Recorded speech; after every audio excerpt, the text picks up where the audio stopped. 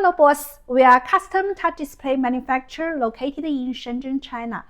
There is our electronic parts warehouse. Follow me. Libby.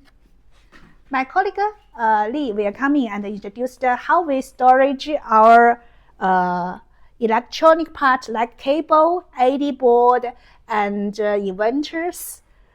我们是怎么样去控制这个？每天是要检测3次这个温度湿度是吗？对，每天8点半计一次，中午11点半计一次，下午5点半计一次。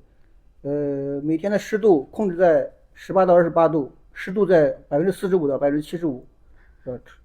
超过这个指标都要用那个除湿器，把它除湿。因为湿度有的时候会很高。OK。两航空调的湿度比较高。We record the temperature and the humidity 3 times. The first time we recorded 8:30 in the morning, and we will do again at 1:30 p.m. and we will do 5:30 p.m.